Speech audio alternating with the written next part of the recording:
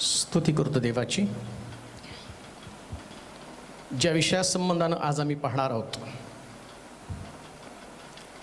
एक जीवन आणि दोन मरण. जन्माला आलेला प्रत्येक मनुष्य शास्त्रात सांगितल्याप्रमाणे त्याला मरावं लागणार आहे. एखाद्या मनुष्यानं कितीही प्रयत्न केला, पवित्र शास्त्रामध्ये लिहिलं 60 ते 70 वर्ष, जास्त प्रयत्न केला तर 80 वर्ष, याच्या पलीकडं त्याची ताकद नाही किंवा त्याच्या पलीकडं तो जगू शकत नाही. परंतु जो व्यक्ती जन्माला येतो तो मरतो आणि मेल्यानंतर स्वर्ग किंवा नरक ठरलेला आहे. या पृथ्वी तलावरचं जेवढं आयुष्य प्रभूनं आम्हाला दिलेलं आहे, उपदेशकाच्या पुस्तकामध्ये 3ऱ्या अध्यायामध्ये 1 पासून 2 पर्यंतच्या वचनामध्ये जर आम्ही वाचलं तर त्या ठिकाणामध्ये आम्ही पाहतो की जन्माचा समय आणि मृत्यूचा समय हा ठरलेला आहे. उपदेशक 3रा अध्याय 1 आणि 2 वचन. सर्वांचा काही उचित काळ म्हणून असतो. भूतलावरील प्रत्येक कार्याला समय असतो.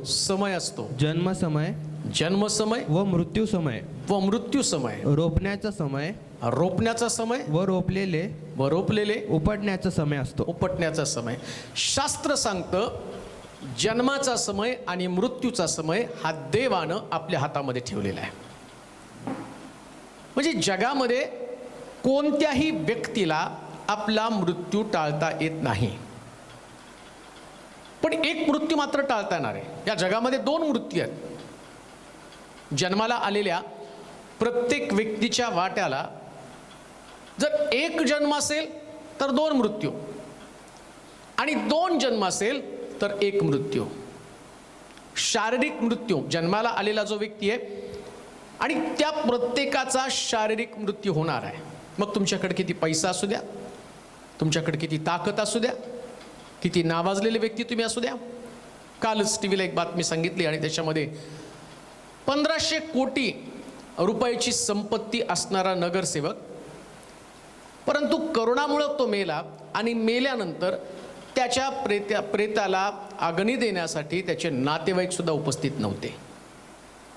आणि मग जे कामगार आहेत त्या कामगारानं एखादा लाकडाचा ओंडका उचलावा, त्या पद्धतीने त्याला उचललं आणि त्याला त्या चितेवरती टाकलं.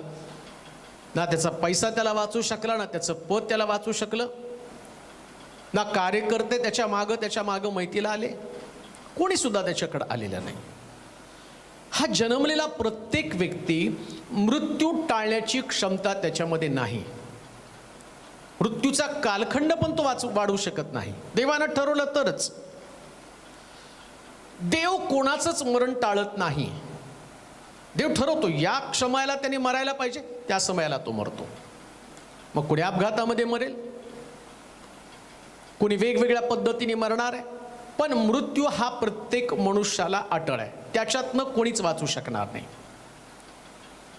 मग प्रश्न असा पडतो, प्रभू येशू ख्रिस्त म्हणतो मार्ग सत्य आणि जीवन मीच आहे, माझ्यावर विश्वास ठेवणारा मरणारच नाही, त्याला सार्वकालिक जीवन प्राप्त होईल.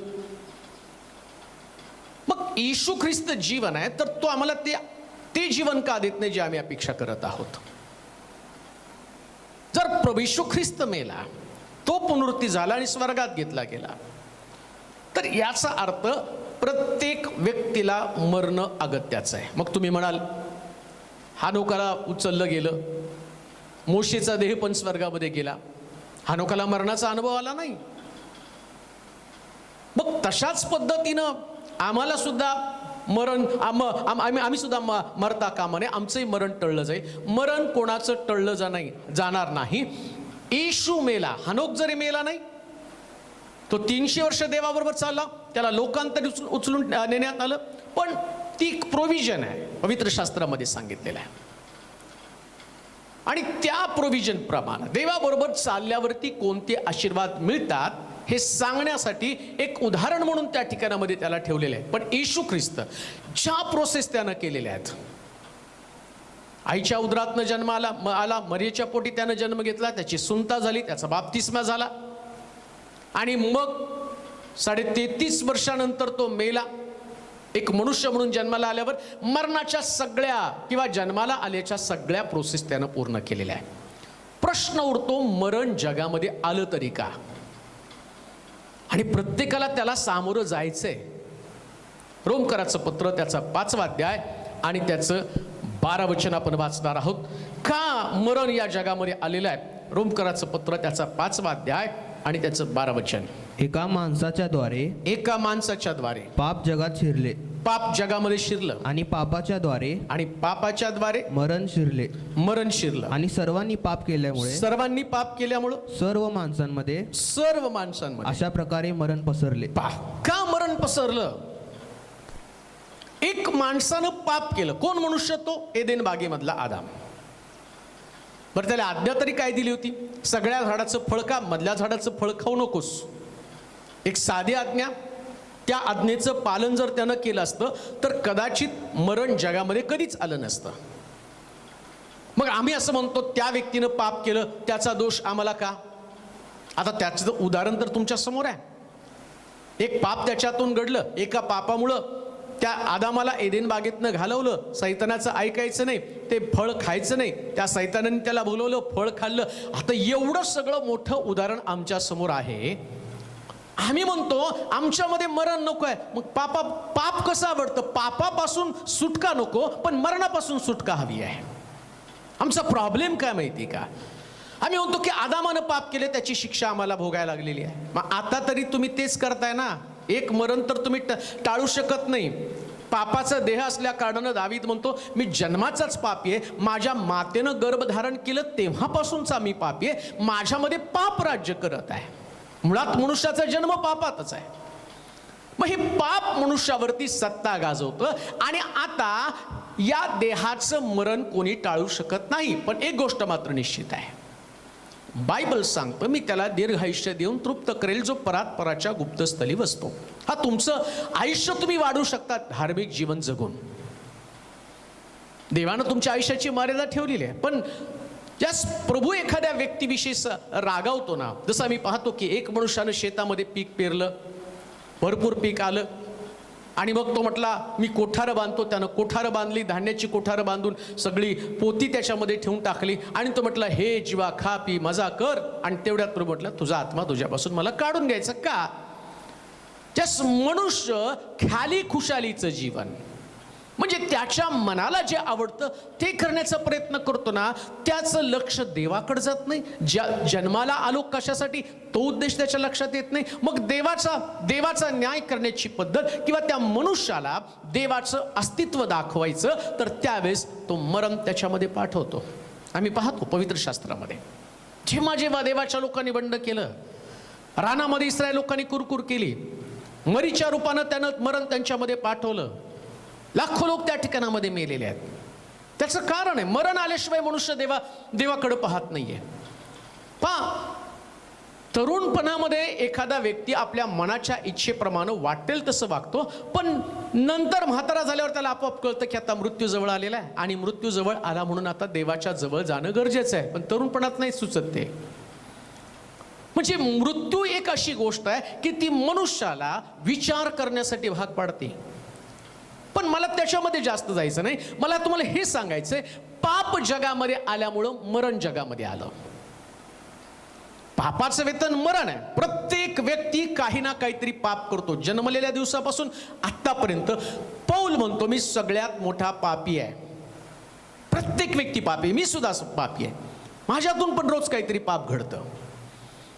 फक्त निष्पाप व्यक्ती कोण होता? प्रभू येशू ख्रिस्ताशिवाय दुसरा कोणीच निर्दोष नव्हता, निष्पाप नव्हता. बाकी शास्त्र सांगतं सर्वांनी पाप केलं आणि ते देवाच्या गौरवाला उणे पडलेले आहेत, अंतरलेले आहेत. ही पापाची सत्ता, पाप आमचा स्वभाव बनलेला आहे आणि पापामुळं आमच्यामध्ये मरण आहे. या मरणापासून आमची सुटकाच होऊ शकत नाही का? कारण आम्ही सगळेच पाप करणारे लोक आहोत, सगळेच. एखादा तरी व्यक्ती जगामध्ये ज्याला राग येत नाही, येतोच त्याला राग. एखादा तरी व्यक्ती त्याच्या मुखातनं कुणासाठी शिव्याशाप निघाले नाहीत, निघालेच त्याच्या मुखामधनं शिव्याशाप. देवाबरोबर चालणं इतकं सोपं नसतं. येशू ख्रिस्त पुनरुत्थित होण्याचं कारण काय? जन्मात त्यानं कधी पाप केलं नाही, तो त्यानं कुणाचं वाईट चिंतलं नाही, म्हणून तो सगळ्यामधनं पहिल्यांदा पुनरुत्थित होऊन स्वर्गामध्ये गेला. का? मनुष्य रूपामध्ये जगात राहून त्यानं सगळ्या गोष्टीवरती विजय मिळवून दाखवला. आम्हाला ते दाखवायचं आहे. मग आता हे मरण तर टाळता येणार नाही. कोणतं मरण? शारीरिक मरण. मग 60 वर्ष असेल, 20 वर्ष असेल, 15 वर्ष असेल, असं काही मी तुम्हाला सांगत नाही तुम्ही 17 वर्षी, 80 वर्षी, 100 वर्षी मरणार आहे. मरण हे रोज तुमच्या मागे धावत असतं. ते कधी तुम्हाला गाठेल सांगता येत नाही, कधी प्रभूचं बोलावं नाही तुम्हाला सांगता येणार नाही. समजा देवानं प्रत्येकाला सांगितलं की बाबा तू 50व्या वर्षी मरणार आहे. मी जन्माला आल्यावर त्याने मला सांगितलं काही नाही, तुला मी 60-70 वर्षापर्यंत ठेवणार आहे. 70 वर्षापर्यंत देवानं माझ्या आयुष्याची मर्यादा, एक्सपायरी डेट मला सांगितली. एखाद्या वस्तूची एक्सपायरी डेट सांगितल्यावर आम्ही प्रोव्हिजन करतो दुसऱ्या वस्तूची. मग आता देवाने माझी एक्सपायरी डेट सांगितली तर मी काय करेल माहिती का? 69 वर्षापर्यंत पाप करेल आणि 70 वर्ष लागल्याबरोबर तेवढे 1 वर्ष मी चांगलं धार्मिक जीवन जगेल. म्हणून देवानं कोणाचीच एक्सपायरी डेट सांगितली नाही. सरसकट त्यानं सांगितलं काय? जन्मसमय मृत्यूसमय माझ्या हातामध्ये आहे. मग आता अजून एक मरण आहे, हे शारीरिक मरण आहे. हे मरण तर तुम्हाला टाळता येणार नाही. परत मी तुम्हाला सांगतो, तुमचं आयुष्य वाढवता येईल, मरण नाही टाळता येणार.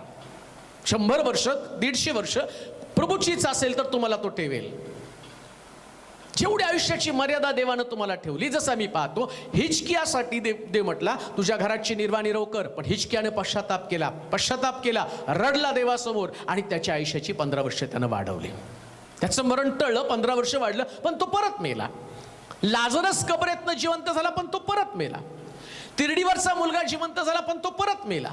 प्रभू येशू ख्रिस्त पुनरुत्थित झाल्यावर, कबरेत गेल्यावर आणि त्याला पुरण्यात आल्यावर त्याही ठिकाणामध्ये काही लोक जिवंत झाले, पण ते सगळे परत मेले. म्हणजे मरण हा प्रत्येकाच्या जीवनाचा अविभाज्य भाग आहे. तो मरणारच आहे आणि मरणाची तयारी आम्हाला करायलाच पाहिजे. बायबल सांगतं मरण म्हणजे तुमचा पृथ्वीचा मंडप मोडणं आणि स्वर्गामध्ये तुमच्यासाठी घर तयार करणं. मरण असणार आहे. कोणी आजारपणानं मरेल, कोणी अपघातानं मरेल, कुणाचं जसं आम्ही पाहतो कायनानं हवेलाचा घात केला तसं कुणाचं घातपात होईल. पण मरण हे प्रत्येक व्यक्तीच्या वाटेला आलेलं अंतिम सत्य आहे. आणि ते मरण येत असताना हे मरण कोणाला टाळता येत नाही. ज्याचा एक जन्म होतो म्हणजे शारीरिक जन्म, एखाद्या कुटुंबामध्ये माझा जन्म, हा माझा पहिला जन्म. एक व्यक्ती एकदा जन्म घेतो त्याला 2दा मरण आहे. कोणतं दुसरं मरण आहे? पहिलं मरण तर पाहिलं, माझं आयुष्य जे मर्यादित आहे, 60 वर्ष, 70 वर्ष, 50 वर्ष, 40 वर्ष, 20 वर्ष, 30 वर्ष. काही लोकांचं 1 दिवसापुरतं जीवन असतं.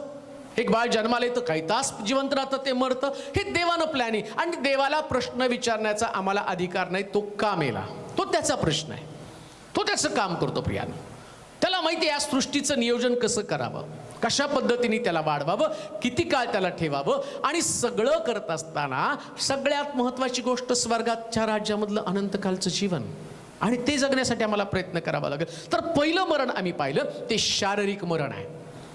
हे मरण नाही टाळता येणार नाही. परत मी सांगतो, तुम्हाला वाढवता येईल, आयुष्य वाढवता येईल, पण मरण मात्र टाळता येणार नाही. पण दुसरं मरण आम्ही वाचणार आहोत, जे मरण आम्हाला टाळता येतं. दुसरे मरण, प्रकटीकरणाचं पुस्तक 2रा अध्याय आणि त्याचं 11 वचन आपण वाचणार आहोत. प्रकटीकरणाचं पुस्तक 2रा अध्याय आणि त्याचं 11 वचन. आत्मा मंडळास काय म्हणतो? आत्मा मंडळास काय म्हणतो? हे ज्याला कान आहेत तो ऐको. ज्याला कान आहे तो ऐको. जो विजय मिळवतो त्याला दुसऱ्या मरणाची बाधा होणारच नाही. बाधा होणार नाही. पहिलं मरण जे आम्ही पाहिलं शारीरिक मरण, आणि शारीरिक मरणासंबंधानं आम्ही बघितलं त्याला आयुष्याची मर्यादा आहे. जेवढं देवानं ठेवलं तेवढं तुम्ही जगणार. दुसरं जे मरण आहे याला जरी तुम्ही असं मरण म्हटलं तरी ते मरण म्हणजे जसं मी पाहतो पृथ्वी तलावर एक व्यक्ती मृत्यू पावला, त्याच्या भावना संपतात, त्याचं राग येणं संपतं, त्याला दुःख होणं संपतं, शारीरिक वेदना संपतात. म्हणजे ज्या दिवशी तो मेला ना त्या सगळं काही संपलं जातं. दुसऱ्या मरणाच्या बाबतीमध्ये तसं नाही. जसं अनंतकालिक जीवन आहे तसं अनंतकालिक मरण आहे. आणखीन एक गोष्ट तुम्हाला, हे कदाचित तुमच्या लक्षात येणार नाही, तुम्ही मरण म्हणजे संपणं नाही. शारीरिक मरणातनं संपतं, पण दुसरं मरण त्याला आत्मिक मरण म्हटलेलं आहे. आणि आत्मिक मरण मला वाटतं त्याच्यासाठी तुम्हाला प्रगटीकरणाच्या पुस्तकामध्ये जावं लागेल. 20व्या अध्यायामध्ये 11 पासून 15 पर्यंतच्या वचनामध्ये जर तुम्ही वाचला ना, तरच तुम्हाला समजणार आहे हे दुसरं मरण कशा पद्धतीने किती भयानक आहे आणि ते मरण किती गंभीरपणे आम्ही त्याचा विचार करणं गरजेचं आहे. प्रगटीकरणाचं पुस्तक 20वा अध्याय 11 पासून 15 पर्यंतची वचनं. नंतर मोठे पांढरे राजासन व त्यावर बसलेला एक जण, बसलेला एक जण माझ्या दृष्टीस पडला. त्याच्या तोंडापुढून पृथ्वी व आकाश ही पळाली. त्याकरिता ठिकाण उरले नाही. मग मृत झालेले लहान थोरांना मी राजासनापुढे उभे राजासनासमोर उभे राहिलेले पाहिले. त्यावेळी पुस्तके उघडली गेली. तेव्हा दुसरे एक पुस्तक उघडले गेले. ते जीवनाचे होते. आणि त्या पुस्तकामध्ये जे लिहिले होते त्यावरून मृतांचा न्याय ज्यांच्या त्यांच्या कृत्याप्रमाणे ठरवण्यात आला. तेव्हा समुद्रानं आपल्यामधील मृत मनुष्यास बाहेर सोडले. मृत्यू व अधोलोक यांनी आपल्यातील मृतांस बाहेर सोडले. आणि ज्यांच्या त्यांच्या कृत्याप्रमाणे प्रत्येकाचा न्याय ठरविण्यात आला. तेव्हा मरण व अधोलोक ही अग्नीच्या सरोवरात टाकली गेली. अग्नीचे सरोवर हे दुसरे मरण होय. कोणतं दुसरं मरण? पहिलं मरण आमच्या आयुष्याची मर्यादा, आणि दुसरं मरण कोणतं? अग्नीचं सरोवर हे दुसरं मरण. आता पहिलं मरण टाळता येत नाही, पण दुसरं मरण मात्र टाळता येतं. पहिल्या मरणात पाप केल्यामुळं पहिल्या मरणाला आम्हाला सामोरं जावं लागतं. आणि पहिल्या मरणामध्ये 60-70 आयुष्याचं वर्ष जगल्यावर तिथं द एंड आहे. दुसऱ्या मरणात द एंड नाही. दुसरं मरण अतिशय भयानक आहे. शास्त्र सांगतं की ज्या वेळेस जीवना आणि न्यायासनावर बसलेला देवाचा पुत्र आणि त्या देवाच्या पुत्रानं काय केलं? आपल्या सिंहासनावरून तो उठला आणि त्यानं प्रत्येकाची हिशोबाची वही उघडली. म्हणून पहिलं मरण टाळता येत नाही, पण दुसरं टाळता येतं. हिशोबाच्या वहीमध्ये नेमकं काय घडलेलं काय होतं? वाचावर तिथं. मग मृत झालेल्या लहान थोरांना मी राजासनापुढे उभे राजासनासमोर उभं राहिलेलं पाहिलं. त्यावेळी पुस्तके उघडली गेली. तेव्हा दुसरे एक पुस्तक उघडलं गेलं. ते जीवनाचे होतं. त्या पुस्तकामध्ये जे लिहिले होते त्यावरून मृतांचा न्याय ज्याच्या त्याच्या कृत्यांप्रमाणे ठरविण्यात आला. पहिल्या मरणामध्ये मी तुम्हाला सांगितलं, जन्माला आलेल्या दिवसाची तारीख, ज्या तारखेला माझा जन्म झाला त्या दिवसापासून माझी खातेवही सुरू झाली. त्या दिवसापासून माझ्या नोंदी घ्यायला सुरुवात झाल्या.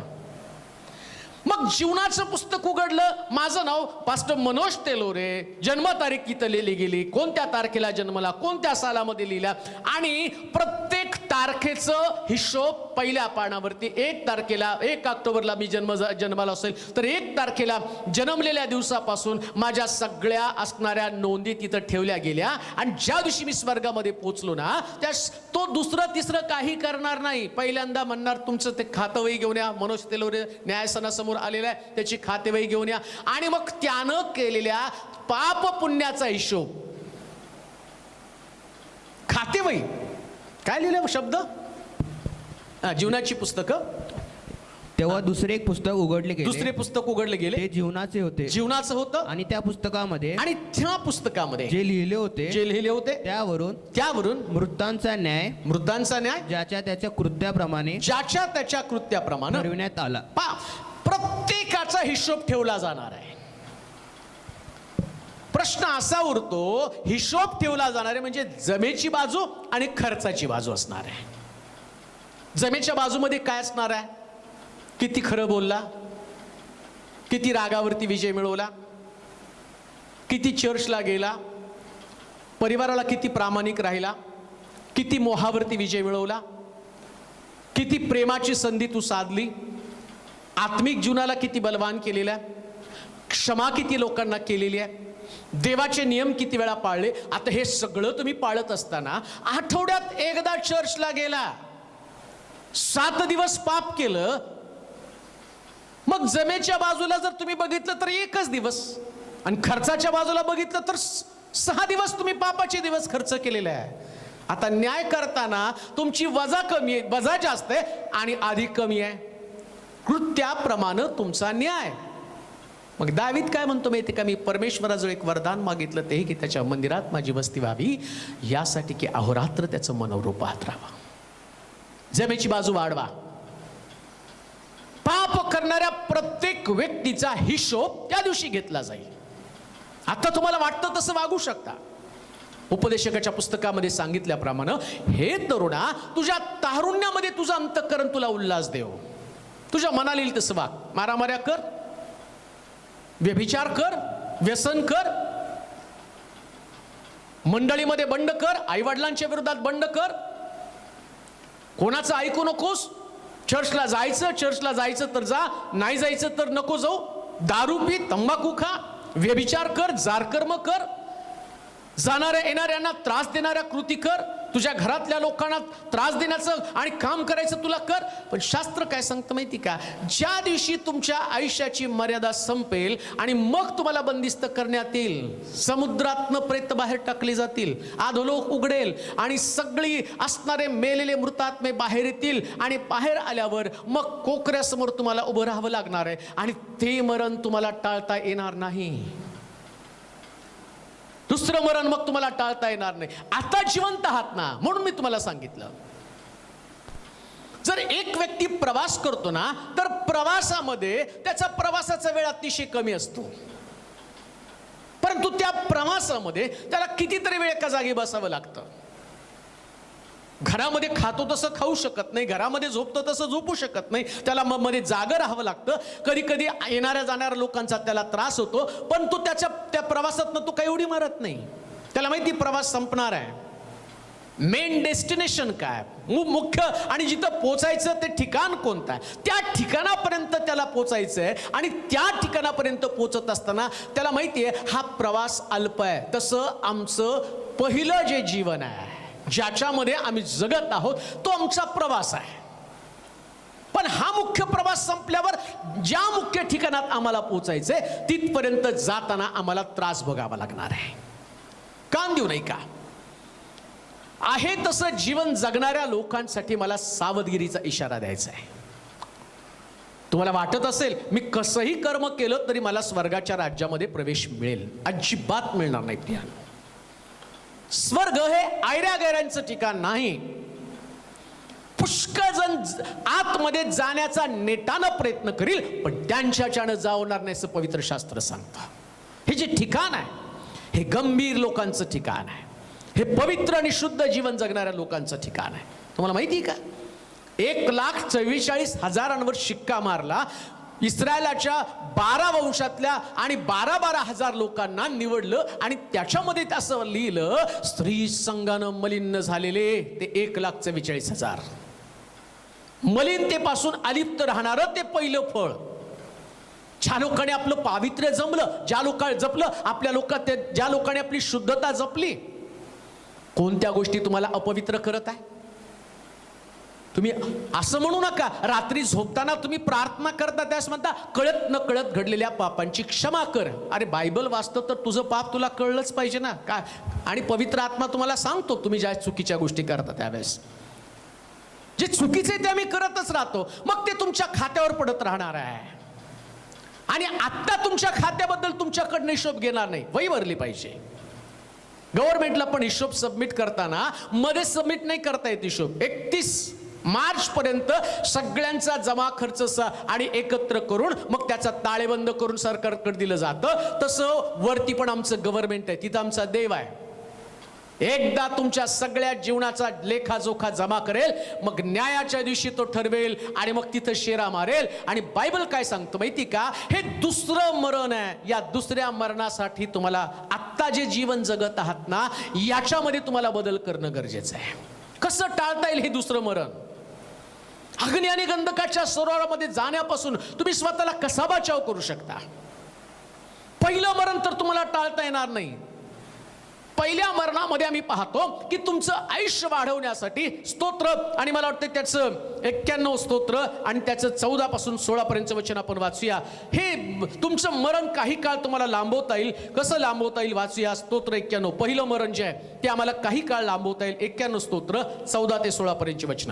माझ्यावर त्याचे प्रेम आहे, माझ्यावर त्याचं प्रेम आहे, म्हणून मी त्याला मुक्त करीन. म्हणून मी त्याला मुक्त करील. त्याला माझ्या नावाची जाणीव आहे, म्हणून मी त्याला उच्चस्थळी सुरक्षित ठेवील. तो माझा धावा करील, तेव्हा मी त्याला उत्तर देईन. संकट समय मी त्याच्या जवळ राहील. मी त्याला मुक्त करीन, मी त्याला गौरव देईन. त्याला दीर्घायुष्य देऊन तृप्त करीन. आता पृथ्वी तलावर जे तुम्ही जीवन जगत आहात याच्यात पण देव तुमच्या आयुष्याची मर्यादा वाढवेल. दीर्घायुष्य म्हणजे ठरलेल्या लिमिट पेक्षा जास्त, 60-70 वर्ष जास्त प्रयत्न केला, 80 वर्ष. आणि दीर्घायुष्य म्हणजे आता लिमिटच्या बाहेर तुम्ही जगत आहात, 70च्या पलीकडे तुम्ही जगायला सुरुवात केलेली आहे. मग हे तुम्हाला कसं मिळणार आहे? शास्त्र काय सांगतं? जो माझ्यावरती प्रेम करतो ना, मी त्याला सगळ्या संकटातनं सोडवेल. देवावरती प्रेम करा पहिल्यांदा. स्वतःवरती प्रेम करू नका. तुमच्या इच्छा, तुमच्या अपेक्षा, तुमची स्वप्न, तुम्हाला कशामध्ये आनंद वाटतो, काय तुमच्या मनाला बरं वाटतं, कशानं तुमचं मन आनंदित होतं, कशानं तुम्ही फ्रेश होता, कशाने तुम्ही ताजेतवाने होता. बऱ्याच लोकांना असं वाटतं तंबाखू खाऊ नको, नाही तंबाखू खाल्ल्यावर फ्रेश होतं. दारू पिऊ नको, नाही दारू पिलं तर टेन्शन पासून दूर राहतं. व्यभिचार करू नको, नाही व्यभिचार केल्याशिवाय आणि मला तरुण असल्यासारखं वाटत नाही. अरे सगळ्या गोष्टी करतो, मग देवाला संतुष्ट करणाऱ्या गोष्टी कुठे आहेत? म्हणून तो म्हटला तुझ्या तारुण्यात तुझं अंतःकरण तुला उल्हास देव. जर देवावरती प्रेम करत आहात मग देवाला आवडतं ते करणार आहात. आणि जो देवाला आवडतं ते करतो, म्हटलं मी त्याचं आयुष्य वाढवतो, मी त्याला दीर्घायुष्य देतो. म्हणजे तुमचं मरण टाळायचं असेल, जास्त काळ तुम्हाला या पृथ्वी तलावरती राहायचं असेल, संकटातनं तुम्हाला बाहेर यायचं असेल, वेगवेगळ्या प्रकारच्या संकटातनं, व्याधी विकारातनं तुम्हाला बाहेर पडायचं, मग तुम्हाला देवामध्ये राहावं लागेल, देवावरती प्रेम करावं लागेल. कोणी व्यक्ती देवावरती प्रेम केल्याशिवाय आपलं आयुष्य वाढू शकत नाही. जो देवावरती देवाचा द्वेष करतो तो व्यक्ती कधीच दीर्घायुष्य होऊ शकत नाही. प्रियानं, त्याच्या आज्ञेमध्ये तुम्हाला राहावं लागेल.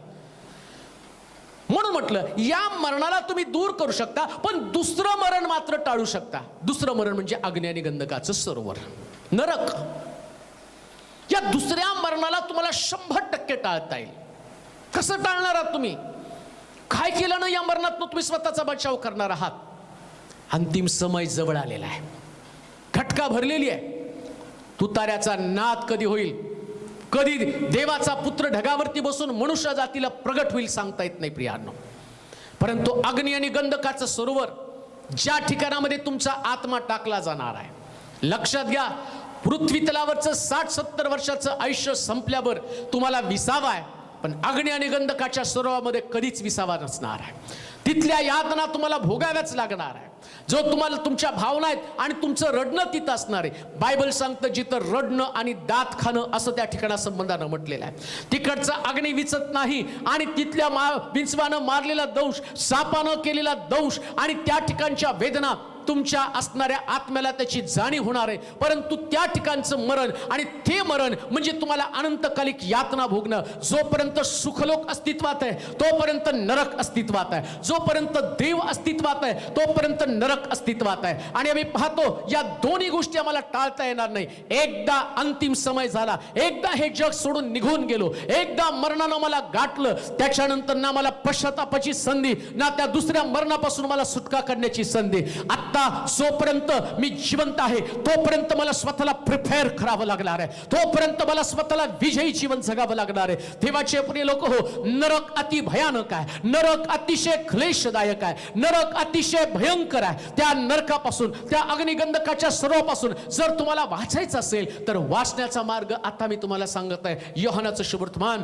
आणि त्याचा 3रा अध्याय आणि 3रं वचन आम्ही वाचणार आहोत. कसं हे दुसरं मरण तुम्ही टाळू शकता? पहिलं मरण तुम्हाला टाळता येत नाही, पण दुसरं मरण तुम्हाला टाळता येतं. वाचूया योहानाचं शुभवर्तमान 3रा अध्याय आणि त्याचं 3रं वचन. येशू त्यांना म्हणाला, मी तुम्हाला खचित सांगतो, नव्याने जन्मल्या वाचून कोणालाही देवाचे राज्य पाहता येत नाही. देवाचे राज्य पाहता येणार नाही. एक मनुष्य एक जन्म घेतो त्यावेळेस त्याला 2 मरण मिळतात, पण एक मनुष्य ज्यावेळेस 2 जन्म घेतो त्यावेळेस त्याला एकच मरण मिळतं. एकदम सोपं आहे. दुसरं मरण टाळायचं असेल 2 जन्म घ्यावे लागतील. ज्याचा 1 जन्म झाला त्याला 2 मरण, आणि ज्याचे 2 जन्म झाले त्याला एकच मरण. कोणतं? देहाचं मरण. अग्निगंधकाचं सरोवर त्याला मिळणार नाही. मग काय करायचं? माझा नवा जन्म. आता निकोदेमस म्हटलं, नवा जन्म कसं काय होणार? जन्माला आलेला मनुष्य म्हातारा झाल्यावर परत कसं काय आईच्या उदरामध्ये जाणार? नवा जन्म म्हणजे परत तुम्हाला जन्म घ्यावा लागेल. मग येशूनं त्याला अतिशय साधं सोपं उत्तर दिलं. पाण्यानं आणि आत्म्यानं जन्मल्यापासून कोणी देवाच्या राज्यामध्ये प्रवेश करू शकत नाही. मग देवाच्या राज्यात प्रवेश करू शकत नाही म्हणजे कुठं पडणार मग तो? दुसरं मरण. एकीकडे देवाचं राज्य आहे, स्वर्ग लोक, आणि दुसरी जागा जी आहे ती जागा म्हणजे अग्निगंधकाचं सरोवर, ज्याचा बाप्तिस्मा नाही, ज्याचं तारण नाही, ज्याचा विश्वास नाही, आणि त्याला आम्ही पाहतो अग्नीचं गंधकाचं सरोवर. मग तुम्ही म्हणाल, नाही माझा लहानपणी बाप्तिस्मा झाला ना, त्याला बाप्तिस्मा म्हणत नाही. बाप्तिस्मा ग्रीक शब्द त्याला म्हटलं बॅप्टिझो मीन्स गो अंडर वॉटर, पाण्याखाली जाणं. येशू ख्रिस्ताचा बाप्तिस्मा वयाच्या 30व्या वर्षी झाला. त्याचं समर्पण आम्ही पाहतो, आणि त्याचं समर्पण 40 दिवसानंतर त्याचं समर्पण शुद्धीकरण त्याचं झालं, आणि त्याचं नाव ठेवण्यासाठी मंदिरामध्ये गेले. त्याचा बाप्तिस्मा काही लहानपणी नाही झाला. त्याचा बाप्तिस्मा शास्त्रात सांगितल्याप्रमाणे पश्चाताप कर आणि पित्याच्या पुत्राच्या पवित्र आत्म्याच्या नावाने त्यांना बाप्तिस्मा द्या. आणि हे ऐकून प्रेषितांच्या कृत्यामध्ये म्हटलं, हे ऐकून त्यांच्या अंतःकरणाला चुटपुट लागली, आणि त्याने विचारलं आम्ही काय करावं? ते म्हटले की तुम्ही पश्चाताप करा आणि येशूच्या नावानं बाप्तिस्मा घ्या. बाप्तिस्म्याशिवाय तुम्हाला स्वर्ग मिळू शकत नाही. वाचता का वचन त्याच्यात? 5 बरं वचन, ते योहानाचं शुभवर्तमान 3रा अध्याय. येशू त्यांना म्हणाला, पासून पुढे. येशू त्यांना म्हणाला, मी तुला खचित सांगतो, नव्याने जन्मल्या वाचून कोणालाही देवाचे राज्य पाहता येत नाही. निकोदेम त्याला म्हणाला, म्हातारा झालेला मनुष्य कसा जन्म घेऊ शकेल? त्याला मातेच्या उदरात दुसऱ्यांदा जाणे व जन्म घेणे शक्य होईल काय? येशूने उत्तर दिलं, मी तुम्हाला खचित सांगतो, पाण्यापासून व आत्म्यापासून जन्म घेतल्यावर कोणीही देवाच्या राज्यात प्रवेश करू शकत नाही. पण जन्म घेण्याची प्रोसेस काय? बाप्तिस्मा. मग बाप्तिस्मा घेणं म्हणजे नेमकं काय? नुसतं पाण्याखाली जाणं, त्याला जन्माची प्रोसेस म्हटलेलं आहे. मग जन्माच्या प्रोसेसमध्ये कधी कधी डॉक्टर म्हणतात तुमच्या बाळाची पुरेपूर वाढ झालेली नाहीये, त्याचे काही अवयव आणि त्या ह्याच्यामध्ये मशीनमध्ये पाहिल्यावर त्याच्या मेंदूची वाढ झाली नाही, त्याच्या डोक्याची वाढ झाली नाही, त्याच्या डोळ्याची नीट वाढ झालेली नाही, कुठला तरी शरीरातला अवयव निकमी, आणि तो अपंग मुलगा तुम्हाला उपयोगाचा नाही. म्हणजे त्याचं सगळे शरीरातले अवयव वाढले पाहिजे. त्याचे सिम्पटम्स आहेत, त्याची चिन्ह आहेत. एक मनुष्य पुरेपूर वाढला म्हणजे नेमकं काय झालेलं आहे? त्याचा जन्म झाला म्हणजे काय? परत मी तुम्हाला सांगतो, पुनर्जन्माची खात्री, नव्या जन्माची खात्री म्हणजे बाप्तिस्मा. आणि हे सांगितलं कोणाला माहिती का? सांगितलं कोणा एका पापी व्यक्तीला नाही सांगितलं. निकोदेमस नावाचा एक पुरुषी, ज्याला धर्मशास्त्राचा गाढा अभ्यास आहे, त्यानं धर्मशास्त्र पाठांतर केलेलं आहे, अशा व्यक्ती प्रभू येशू ख्रिस्ताला विचारतो, आणि स्वर्गात जाण्यासाठी मला कोणत्या गोष्टी आवश्यक आहे? पाळकालाच त्या ठिकाणामध्ये स्वर्ग राज्यात जाण्याचा रस्ता माहीत नव्हता. का? कारण येशूनं जो नवा मार्ग सांगितला, हा नवा मार्ग त्याच्याकडे नव्हता. मग तुम्ही म्हणाल, नाही आम्हाला आमच्या चर्चमध्ये शिकवलं लहानपणी शिंपडून बाप्तिस्मा. तुमच्या चर्चमध्ये शिकवलं पेक्षा येशूनं काय शिकवलं ते महत्वाचं आहे. इकडं निकोदेमसला त्यानं सांगितलं, आज तर तुमच्या बाळकाला पण तेच सांगत आहे. कान उघडे ठेवू नाही का? सदत्या असणाऱ्या नरकाच्या त्या सरोवरापासून तुमचा बचाव व्हावा, अग्निगंधकाच्या सरोवरापासून तुमचा बचावा, दुसरं मरण तुमच्यापासून दूर जावं, याच्यासाठी तुम्हाला बाप्तिस्म्याची गरज आहे. पाण्याचा बाप्तिस्मा आणि पवित्र आत्म्याच्या पण बाप्तिस्म्याची गरज आहे. मग एक व्यक्ती त्याचा नवा जन्म झाला म्हणजे नवा जन्म झाला म्हणजे काय, आधीचा एक मनुष्य आहे. नवा मनुष्य यायला पाहिजे म्हणजे जुना मनुष्य मेला पाहिजे. जुना मनुष्य जोपर्यंत मरत नाही तोपर्यंत नवा मनुष्य कसा येईल. आधी जुना मनुष्य मरायला पाहिजे. मग आमच्यामध्ये जुना मनुष्य तसाच आहे. म्हणून बाप्तिस्म्याला असं म्हटलं, जितके लोक ख्रिस्त येशूमध्ये बाप्तिस्मा घेतात ते त्याच्या मरणामध्ये बाप्तिस्मा घेतात. नवा जन्म व्हायला पाहिजे तर जुना जन्म पाण्याखाली गेला पाहिजे. बाप्तिस्मा म्हणजे मरण. दुसऱ्या मरणापासून जर तुम्हाला वाचवायचंय तर त्याच्यासाठी तुमचा नवा जन्म आवश्यक आहे. आणि नवा जन्म जर एखाद्या व्यक्तीचा व्हायला पाहिजे तर त्याचा जुना मनुष्य मेला पाहिजे. जुना मनुष्य मरणं म्हणजे नेमकं काय, कलेसिकराचं पत्र 3 अध्याय 5 पासून 9 पर्यंतची वचनं आपण वाचूया. कलेसिकराचं पत्र 3 अध्याय 5 पासून 9 पर्यंतची वचनं. तर पृथ्वीवरील तुमचे अवयव म्हणजे जार कर्म, अमंगळपणा, कामवासना, कुवासना व लोभ याला मूर्तीपूजा म्हणावे. हे जीवे मारा. त्यामुळं देवाचा कोप होतो. तुम्हीही पूर्वी त्या वासनात जगत होता. वासनामध्ये जगत होता, तेव्हा त्यामध्ये तुम्ही चालत होता. परंतु आता क्रोध, संताप, दुष्टपना, निंदा व मुखाने शिवीगाळ करणे ही सर्व आपणापासून दूर करा. एकमेकांशी लबाडी करू नका. कारण तुम्ही जुन्या मनुष्यास, हे जुन्या माणसामधले गुण आहेत. मी अतिशय साधं सोपं तुम्हाला सांगत आहे.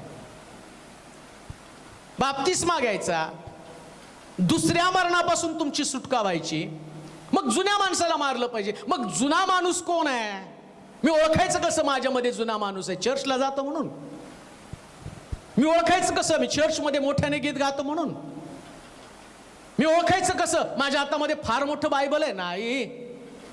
ज्याच्यामध्ये हे सगळे दुर्गुण आहेत, दुर्गुण म्हणण्यापेक्षा अवगुण, हे सगळे अवगुण ज्या व्यक्तीमध्ये आहेत, काय वाच बरं परत. जार कर्म ज्याच्यामध्ये आहे, अमंगळपणा, सगळा अमंगळपणा, त्याच्याकडे व्यसन आहे, त्याच्याकडे सर्व प्रकारच्या बाष्कळ गोष्टी, त्याच्याकडे टवाळे आहेत, चांगले विचार नाही त्याच्या डोक्यामध्ये, सतत त्याचे विचार आणि घाणेरड्या गोष्टींनी भरून गेलेले आहेत. पुढे कामवासना, स्त्री संबंधानं, आणि जे काही त्याच्या मनामध्ये सतत वाईट विचार आहे. स्वतःची पत्नी असताना पुन्हा आणखी स्त्रियांसंबंध आणि त्याच्या संबंध आहे, आणि अशा व्यक्तीला त्याच्यामध्ये तो जुना मनुष्य. पुढे वाचा. कुवासना व लोभ, कुठल्याच गोष्टीचा लोभ असू नये, कोणत्याच गोष्टीचा प्रिया, याला मूर्तीपूजा म्हणावे. हे जीवे मारा. त्यामुळे देवाचा कोप होतो. याच्यामुळे देव तुमच्यावरती राग. हे आमच्यामध्ये तसंच आहे. पुढे अजून काय? तुम्ही पूर्वी या वासनेमध्ये जगत होता. तेव्हा त्यामध्ये तुम्ही चालत होता. परंतु आता क्रोध पण तुमच्यात असता कामा नये. क्रोध माझ्यामध्ये आहे, पण चर्च मध्ये गाणं तेवढ्या जोशानं, जेवढं रागानं गातो तसलंच गाणं नाही उपयोग. पहिले तर क्रोधावरती विजय मिळवता आला पाहिजे. पुढे परंतु आता क्रोध, संताप, दुष्टपण, निंदा व मुखाने शिवीगाळ करणे. अहो, ह्या सगळ्याच गोष्टी आमच्यामध्ये. मुखाने शिवीगाळ करणं ही सर्व आपणापासून दूर करा. एकमेकांशी लबाडी करू नका. लबाडी पण करता कामा नये. कारण तुम्ही जुन्या मनुष्यास त्याच्या कृतीसह काढून टाकले आहे. हे सगळ्या माणसाला काढल्याशिवाय तुमचं दुसरं मरण टळणार नाही. निंदा तुमच्यात असता कामा नये. संताप तुम्हाला येता कामा नये. संताप आणि क्रोध आहे. क्रोधावरती तुम्हाला विजय मिळवता आला पाहिजे. मुखानं शिवीगाळ कधी करता कामा नये. तुमच्या तोंडातनं तर वारंवार शिव्या बाहेर पडतात आणि स्वर्गात जाण्याची तयारी करत आहात. तंबाखू सुटली नाही, ते अमंगळपणे थुकता. मला मोठा प्रश्न पडतो, प्रभोजनाच्या दिवशी पांढरे शुभ्र कपडे घालून ते लोक मंदिरामध्ये येतात, सिगारेटचे पाकिटे खिशात तसेच असतात, प्रबोधन घेता घेता का नाही हो तुम्ही ते तंबाखू खात? प्रबोधन घेता घेता तुम्ही का नाही सिगारेट पीत? मग तुम्हाला कळतं ते अशुद्ध आहे, मंदिरामध्ये चालत नाही, आणि शास्त्र सांगतं तुझं शरीर हे जिवंत देवाचं मंदिर आहे, त्या देवाचा आत्मा वास करतो, तुला ठाऊक नाही का? मग या मंदिरामध्ये ते कसं चालतं? हातानं बांधलेल्या मंदिरामध्ये चालत नाही. आणि देवानं बांधलेलं, हे देवानं आपल्या हातानं रचलेले, मातीपासून देवानं माणूस तयार केला, त्यानं हातानं रचलेले हे मंदिर आहे. मग या मंदिरामध्ये हे दुष्टपण, घाणेरडपण, अमंगळपण कसं काय? लक्षात घ्या, आपल्या मनाची सपाटणी करू नका. माझ्या इच्छेला येईल तसं मी वागेल, या जुन्या मनुष्याला तुम्हाला पाण्याखाली घालावंच लागणार आहे. तुमच्या क्रोधावरती तुम्हाला विजय मिळवताच आला पाहिजे. परिवारातल्या लोकांची तुम्हाला शांती प्रस्थापितच केली पाहिजे. हा जुना मनुष्य, वाच पुढे. हा, लबाडी करू नका, कारण तुम्ही जुन्या मनुष्यास त्याच्या कृतीसह काढून टाकले आहे. आणि जो नवा मनुष्य आपल्या निर्माणकर्त्याच्या प्रतिरूपाप्रमाणे पूर्ण ज्ञानात नवा केला जात आहे. आता तुम्हाला देवाचं प्रतिरूप बनायचंय, ख्रिस्ताचं प्रतिरूप बनायचंय. दुसऱ्या मरणापासून तुम्हाला वाचायचं ना, पहिलं मरण टाळता येत नाही, दुसरं मरण टाळता येतं. मग कसं टाळता येईल? तुम्हाला ख्रिस्तासारखं बनावं लागेल. रोजच्या दिवसामध्ये आरशात मी स्वतःला पाहिल्यावर मला दिसलं पाहिजे ख्रिस्ताचेच गुण माझ्यामध्ये. सहनशीलता, नम्रता, छळ करणाऱ्याला आशीर्वाद देणं, जे लोक आणि निंदा करत आहेत, त्याचा अपमान करत आहेत, त्यांच्यासाठी रदबदली करणं, हे ख्रिस्ताचे गुण आहेत. ज्याने मला पाहिलं त्यानं पित्याला पाहिलं, मी आणि पिता एकच आहे, हे ख्रिस्त बोलला. पौल सुद्धा म्हणतो मी ख्रिस्ताचं अनुसरण करतो, तुम्ही माझं अनुसरण करा. ते अनुसरण ख्रिस्तासारखं तुम्हाला दिसलं पाहिजे. मग कसं ख्रिस्तासारखं दिसणं? गलती करायचं पत्र 5वा अध्याय 19 पासून 21 पर्यंतची वचनं आपण वाचूया. गलती करायचं पत्र 5वा अध्याय 19 ते 21 वचनं. हा, कसं ख्रिस्तासारखं दिसणं म्हणजे नेमकं कसं असणं? वाचूया. गलती करायचं पत्र 5वा अध्याय 19 ते 21 पर्यंतची वचनं. देहाची कर्म तर उघड आहे, तीही जार कर्म. जुना मनुष्य ज्याच्यामध्ये जार कर्म आहे, अशुद्धपणा, कामातुरपणा, मूर्तीपूजा, मूर्तीपूजा पण तुमच्यात असता कामा नये. बायबल सांगतं देवानं तुम्हाला दर्शन दिलेलंच नाहीये. तो म्हणतो वर आकाशात खाली पृथ्वीवर आणि पृथ्वी खालच्या जलातील कशाची प्रतिमा करू नको, त्याच्या पाया पडू नको, त्याला नमन करू नको. का? कारण मी तुझा देव ईर्ष्यावान देव आहे, तो देव स्वर्गामध्ये आहे. मग तुमच्या घरामध्ये येशूचा फोटो आला कुठून? देवाचा फोटो तुम्ही लावला कुठून? तो म्हटला कशाची प्रतिमा करू नको, पाया पडू नकोस. गळ्यामध्ये तुमच्या कसं काय ते आहे? अहो, नरकापासून वाचायचं तर जुना मनुष्य काढलाच पाहिजे. तुमच्या घरामध्ये जर प्रतिमा असेल, तुमच्या घरात देवाच्या फोटोला हार असेल, तर तो म्हणतो ती पूजा आहे, आणि ती पूजा करणारा व्यक्ती, मूर्तीपूजक व्यक्ती स्वर्गाच्या राज्यामध्ये जाऊ शकत नाही. या दुसऱ्या वर्णापासून तुम्ही स्वतःचा बचाव करू शकत नाही. पण तुम्ही म्हणता नाही ती धार्मिकता आहे आणि आम्हाला आमच्या चर्चने दिलेले ते शिक्षण आहे. येशूचं शिक्षण तुम्हाला महत्वाचं आहे. पुढे वाचा. मूर्तीपूजा, चेटके, वैर, मूर्तीपूजा, चेटूक पण तुम्ही कुणाकडून करून घेता कामा नये. नाही चालत तुमच्या घरात लिंबू ठेवलेले, नाही चालत तुमच्या घरामध्ये गंडा दोरा बांधलेला. दुसऱ्या मरणापासून वाचायचंय. कुठं हात दाखवायला जाऊ नका आणि कोणाच्या विरोधामध्ये कुठलं कुभांड करू नका. कुठल्याही मंत्र तंत्र विद्येकडे जाणं हे देवाला चालत नाही. ते नरकाकडे जाणारे लोक आहेत. चेटके, वैर कोणाशी असू देऊ नका. हा जुना मनुष्य आहे. तुमचं वैर अजून आहे, अजून पण क्षमा केलेली नाहीये. पिढ्यानपिढ्या वैर आहे, भावाबरोबर वैर आहे, बापाचं मुलाबरोबर वैर आहे, सासूचं सुनेबरोबर वैर आहे. पुढे कलह, भांडण तुमच्यामध्ये असता कामा नये. मत्सर, कोणाचा राग मत्सर करता कामा नये. राग, तट, फुटी, पक्षभेद, हेवा, दारूबाजी, रंगेलपणा आणि अशा इतर गोष्टी. अजून अशा भरपूर लिस्ट आहे. ते तुम्हाला माहिती आहे. काय चुकतंय ते तुम्हाला माहिती आहे. अशा बऱ्याचशा गोष्टी त्याच्यामध्ये सांगितलेल्या आहेत. दुसरं मरण, नरक, अग्निगंधकाचं सरोवर, हे टाळण्यासाठी बायबल सांगतं या असणाऱ्या गोष्टी तुमच्यातनं तुम्हाला काढून टाकता आल्या पाहिजेत. दारू सोडायलाच पाहिजे. सुटत नाही, माझ्यासाठी प्रार्थना करा, मग मी सोडतो. काय प्रार्थना करून तू नाही धरली दारू, तू धरणार आणि पाळकाला प्रार्थना करायला लावणार, मग म्हणणार त्यांच्या प्रार्थनेत पावर नाही. अरे पावरनी तू पकडलंय, सोडून टाक. अग्निगंधकाच्या सरोवरामध्ये जाऊन पडण्याच्या ऐवजी, त्या मरणामध्ये जा स्वतःच्या शरीराला समर्पित करण्याच्या ऐवजी आता मर. दारू न पिता मरण आलं तरी चालेल, पण ते व्यसन करत करत मरण येऊ देऊ नकोस. हे व्यभिचारापासून दूर राहा. आता तुझं शरीर झुरतंय ना, आणि झुरणाऱ्या शरीराला तसंच झुरून मरू दे, पण कोणत्याही परिस्थितीमध्ये व्यभिचार करू नकोस. कुणाचा द्वेष, कुणाचा राग, कुणाचा मत्सर करू नकोस. चर्चमध्ये कुठल्या प्रकारच्या फुटी असू देऊ नको, घरामध्ये फुटी असू देऊ नको. घरामध्ये पक्ष असता कामा नये, मंडळीमध्ये पक्ष असता कामा नये. मंडळीमध्ये सुद्धा प्रॉब्लेम आहे, तिथं सुद्धा पक्ष आहेत. हा अमक्या पार्टीचा, तो तमक्या पार्टीचा. मग कसं काय तुम्ही स्वर्गामध्ये जाणार आहे? इथं तर सांगितलं फुटी पक्षभेद यापासून दूर राहा.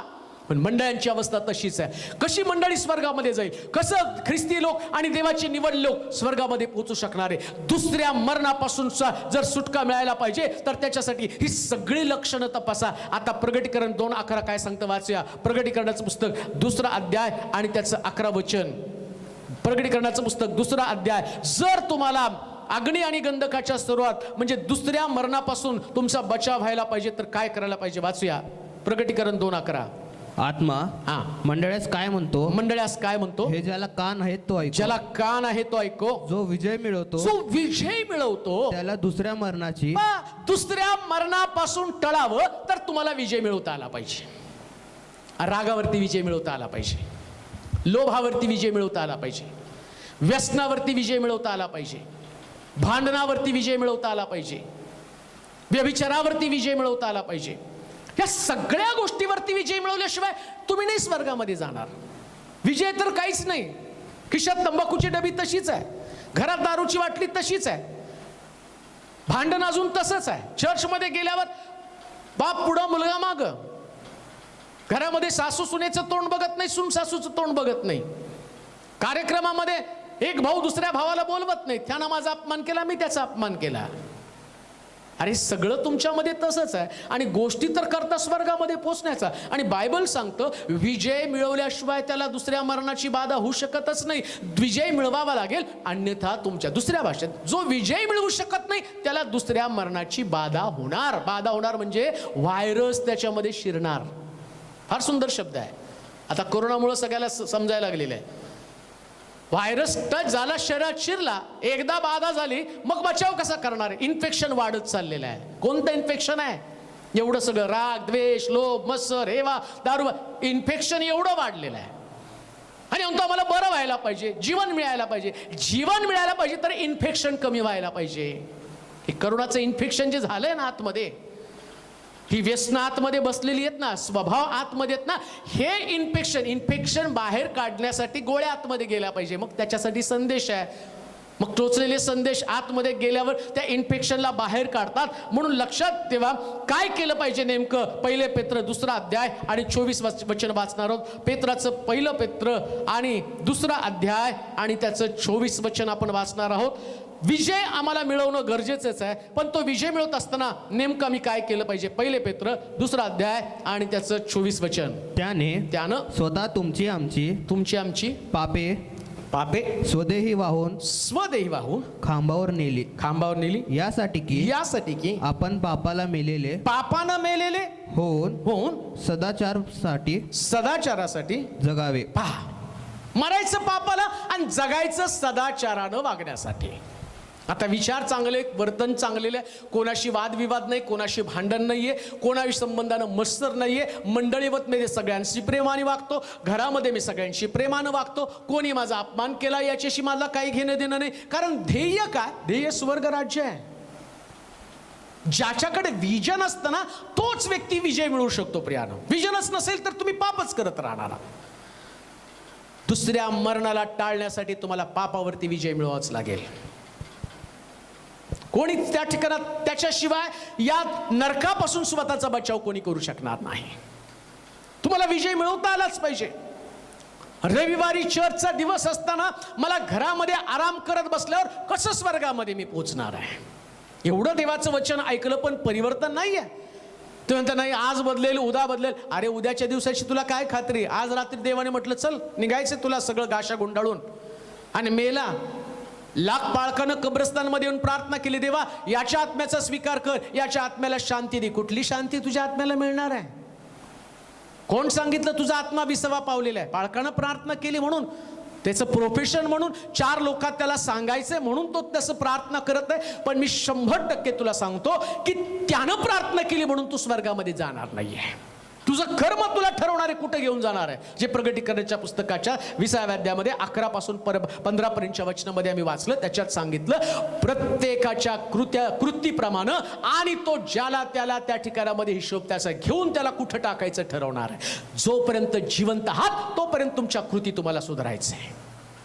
इब्री आणि धोक्याचा इशारा इब्रीकराच्या पत्राच्या 9व्या अध्यायाच्या 27 वचनामध्ये आम्ही वाचतो, जो धोक्याचा इशारा त्यानं दिलेला आहे. आणि जाता जाता लास्ट वॉर्निंग जी प्रभूच्या वचनामध्ये दिलेली त्या संबंधाने मी वाचणार आहोत. इब्री लोकाचं पत्र 9वा अध्याय 27 वचन. ज्या अर्थी माणसाला एकदाच मरण व त्यानंतर न्याय होणे नेमून ठेवले आहे. त्या अर्थी ख्रिस्त पुष्कळांची पापे. बस आता लास्ट वॉर्निंग, एकदा मरण आणि त्यानंतर न्याय. मध्ये दुसरा ट्रेलर काहीच नाही आहे. जिवंत आहात, तुमचा मृत्यू देऊन तुम्हाला माहित नाही, देवानं ठरवलेला आहे. देवाच्या हातात ते कधी न्यायचं त्याचा अधिकार कोणी काढून घेऊ शकत नाही. न्याय पण देवानी पक्का करून ठेवलेला आहे. कसा न्याय करायचा हे पण त्यानं तुम्हाला आत्ता वचनाच्या द्वारे जाग केलेलं आहे. तुम्ही जे वचन ऐकत आहात ते वचन एकमेकाला पाठवा. न जाणो हे वचन ऐकल्यावर कोणाचं तरी परिवर्तन होईल. पाठवा हे वचन. मला चांगलं आठवतं, एका व्यक्तीनं आत्महत्येचा संदेश ज्यावेळेस या चॅनलच्या माध्यमातनं आणि या यूट्यूबच्या माध्यमातनं लोकांनी एकमेकाला शेअर केला, त्यास त्यांनी सांगितलं ज्या रात्री ती बाई आत्महत्या करण्याच्या विचारात होती आणि तेवढ्यामध्ये त्याला माहीत पण नव्हतं, त्यांनी अनेक लोकांना शेअर करत असताना तो संदेश शेअर केला आणि तेवढ्यात तिने तो संदेश ऐकला आणि ते ऐकल्यावर म्हटली तू फार चांगलं काम केलं. का? कारण आज रात्री मी मरायचं पक्कं केलेलं होतं, पण या वचनानं माझी पकड घेतली आणि मी त्याच्यापासून माझं मन आवरलं. कारण मला कळालं मी मेले, आत्महत्या केली तर नरकामध्ये पडणार आहे. हा संदेश आल्याबरोबर लोकांचं जीवन बदलतं आणि बदललेल्या जीवनानं त्यांचं रूपांतर होऊन ते स्वर्गामध्ये जाण्याचा प्रयत्न करतात. देवाचे प्रिय लोक, हाही संदेश तुमच्याकडे येत असताना इच्छा एकच आहे, रूपांतर व्हावं, परिवर्तन व्हावं. नरक त्याच्यामध्ये कोणाचा टिकाव लागू शकत नाही. ते वेदनादायी ठिकाण आहे. अग्नी आणि गंधकाचं सरोवर त्याच्यामध्ये मला वाटतं प्रगटीकरणाच्या पुस्तकामध्ये आम्ही आता वाचलं 20वा अध्याय आणि 20व्या अध्यायातली ती वचन आपण वाचूया. कोणाकोणाचा न्याय त्या ठिकाणामध्ये होणार आहे? प्रगटीकरणाच्या पुस्तकामध्ये 20व्या अध्यायात. मग मृत झालेल्या लहान थोराचा सुद्धा न्याय होणार आहे. लहानातल्या लहान व्यक्तीचा पण न्याय होणार आहे. त्याही व्यक्तीला कोणी वाचू शकणार नाही. मग आज तुम्ही वचन वाचत असताना एक बाप आपली आई या नात्यानं तुम्हाला वाटत नाही का तुमच्या लेकराचा न्याय होऊन त्यांनी नरकामध्ये पडावं असं तुम्हाला वाटतं का? तुमच्या लेकराचा न्याय होऊन त्यानं स्वर्गामध्ये जावा. शाळेसंबंधाने किती सुंदर तुम्ही योजना केल्या. माझ्या मुलाला सगळ्यात चांगली शाळा मिळावी, त्याचं करिअर घडावं. अहो इथलं आयुष्य मर्यादित आहे, पण तिकडचं इथलं त्याचं आयुष्य त्याचं भविष्य सुंदर व्हावं म्हणून तुम्ही अहोरात्र कष्ट करत आहात. पण त्याला नरकापासून वाचावं याच्यासाठी तुम्ही काय कष्ट करत आहात? एकच जीवन. जो मनुष्य 1 जन्म घेतो त्याला 2 मरण येणार आहे. जो मनुष्य 2 जन्म घेतो त्याला 1च मरण येणार आहे. 2 जन्म घ्या. कुटुंबात जन्मला, आता देवाच्या राज्यामध्ये जन्म घ्या. जुना मनुष्य मरू द्या, नवीन मनुष्याला जन्माला येऊ द्या. सहनशील आणि प्रीती करणारा, संयमी, धैर्यशील अशा प्रकारचा व्यक्ती, विजय मिळवणारा व्यक्ती, अशा प्रकारचा व्यक्ती बना. अशा प्रकारच्या व्यक्तीला बायबल सांगतं त्याला दुसऱ्या मरणाची बाधा कधीच येणार नाही. दुसरं मरण म्हणजे अग्नी आणि गंधकाचा सरोवर. दुसरं मरण तुम्हाला टाळता येतं. पहिलं मरण जरी टाळता आलं नाही तरी दुसरं मरण टाळा. हात जोडून तुम्हाला विनंती करतो, दुसरं मरण टाळा. मी तुम्हाला हात जोडून विनंती करतो, हा संदेश अनेक लोकांपर्यंत जाऊ द्या. दुसऱ्या मरणापासून त्यांना वाचवा. जर तुमच्या प्रिय लोकांवर तुम्ही प्रेम करत आहात तर जाऊ द्या त्यांच्यापर्यंत तो संदेश. न जाणो आज रात्री, आणि तुम्ही ऐकत असतानाच प्रभू येशू ख्रिस्ताचं आगमन होईल. न जाणो आज रात्री जर देवानं ठरवलं हे जग सोडून आम्हाला जावं लागेल, पण ती सुवार्ता लोकांपर्यंत पोहोचणार नाही. त्या व्यक्तीनं वाचावं. तुमच्या मुलाला आत्ता उठवा, त्याला पश्चाताप करायला सांगा, त्याला देवाजवळ राखून राहायला सांगा. न जाणो या जगामध्ये काहीतरी अकस्मित अशी घटना घडेल की जगाची उलटापालट घडेल आणि आम्ही या जगामध्ये संपून जाऊ. पण एकदा इब्री लोकांच्या पत्रात सांगितल्याप्रमाणे एकदा मरण, त्यानंतर न्याय होऊन चुकलेला आहे. या न्यायापासून कोणी वाचू शकणार नाही. उठवा, तुमच्या प्रिय लोकांना जाग करा. शेवटची संधी, लास्ट मोमेंट, शेवटची घटका समजून तुमच्या प्रिय लोकांना जाग करा. आज रात्री त्यांना झोपू देऊ नका, परंतु त्यांच्याकडनं पश्चातापाची प्रार्थना वधवून घ्या. आज रात्री तुमच्या प्रिय लोकांना हलवा, तुमच्या लोकांपर्यंत वचन जाऊ द्या. व्यसनामध्ये पडलेल्या प्रिय बंधूसाठी जाऊ दे तो संदेश, त्याला बाहेर पडू द्या. व्यभिचार करणाऱ्या त्या व्यक्तीपर्यंत जाऊ द्या तो संदेश. रागामध्ये असलेल्या आणि फुटीमध्ये असणाऱ्या व्यक्तीला, त्या प्रत्येक व्यक्तीपर्यंत संदेश जाऊ द्या. न जाणो त्याचं परिवर्तन होईल आणि प्रभू त्याचं प्रतिफळ तुम्हाला देईल. देवाचीच एकच आहे, मिळालेल्या जन्माचा योग्य पद्धतीने उपयोग करून दुसऱ्या मरणाची बाधा होऊ नये म्हणून पहिलं जीवन सुरक्षित जगा. नव्या जन्माचा अनुभव घ्या. अजूनही बाप्तिस्मा नसेल, चर्चमध्ये जा. बाप्तिस्म्यासाठी लोक तुमच्या पास्टरला फोर्स करा, बाप्तिस्मा घ्या. कोणत्या समयाला घटका भरेल, देवाचा पुत्र प्रगट होईल सांगता येत नाही, परंतु लक्षात घ्या, स्वर्ग किंवा नरक इथं त्याचं चित्र तुमच्या डोळ्यासमोर आत्ताच आहे, तिथं ते चित्र प्रगट होणार नाही. आजचा उपदेश ऐकल्यावर नेमकं तुम्हाला कळणार आहे, तुम्ही सरोवरामध्ये पडणार आहात का तुम्ही देवाच्या उजवीकडे बसणार आहे. माझी तुमच्यासाठी प्रार्थना एकच असेल, प्रत्येकाला पश्चातापी अंतःकरण प्राप्त होऊन त्या व्यक्तीचं हृदय देवानं बलवावं आणि बदलावं आणि त्याला नव्या जन्माचा अनुभव यावा. आपण प्रार्थना करू. सर्वसमर्थ आमच्या देवा, मनापासून तुझी स्तुती करतो, तुझ्या पवित्र नामाचं गौरव करतो. देवा, अजून एक नवीन संधी तू आम्हाला जीवन जगण्याची दिलेली आहे. 2 जन्म 1 मरण, 1 जन्म 2 मरण. 2 जन्म असेल तर 1 मरण टाळलं जाईल, पण 1 जन्म असेल तर दुसरं मरण मात्र टाळलं जाणार नाही. ऐकणाऱ्या सर्वांचे कान भनानले जाऊ दे, त्यांच्या अंतःकरणाला चुटपुट लागू दे आणि आज रात्री असंख्य लोकांचं परिवर्तन होऊ दे. प्रभूजी, हा संदेश जगाच्या कानाकोपऱ्यापर्यंत शेवटच्या व्यक्तीपर्यंत पोचावं आणि त्या व्यक्तीचं परिवर्तन व्हावं, रूपांतर व्हावं. लाखोच्या संख्येने लोकांनी बाप्तिस्मा घेऊन ख्रिस्ताच्या राज्यात प्रवेश करावा असं घडू दे माझ्या राजा. अग्निगंधकाचं सरोवर, याच्यामध्ये आमची छोटी छोटी लेकरं तडफडत असताना आम्हाला बरं दिसणार नाही. आमचे प्रिय लोक, आमच्या घरातली सदस्य आणि बाप्पा, कदाचित कोणाची पत्नी, कोणाची मुलगी, कोणाची सासू, कोणाची सून, कोणाचं आई, कोणाचे बाप, आणि त्या अग्निगंधकाच्या सरोवरात असणं हे आमच्यासाठी भूषावं नाही. तर आजच्या संदेशानं अनेक लोकांची जीवन बदलून रांगा लागू दे तुझ्या मंदिराकडं, तुझ्या राज्याकडे येणाऱ्या लोकांच्या. काळेकीकाला व्यसनातनं बाहेर, काळेकीकाला रागातनं बाहेर, काळेकाला सर्व प्रकारच्या कुकर्मातनं बाहेर त्यांचं परिवर्तन कर. लहानातल्या लहान व्यक्तीला पश्चातापाचं अंतःकरण दे. संदेशानं प्रत्येकाची जीवन बदलू दे.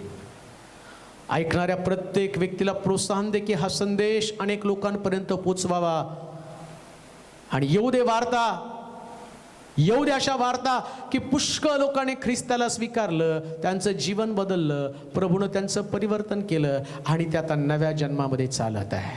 हजारो साक्षी, लाखो साक्षी घडल्या जाऊ दे. प्रभू, तुझं गौरव होते, तुझी महिमा होते. येशूच्या नावात ही प्रार्थना विनवणी केली म्हणून तो ऐक. आमेन, आमेन.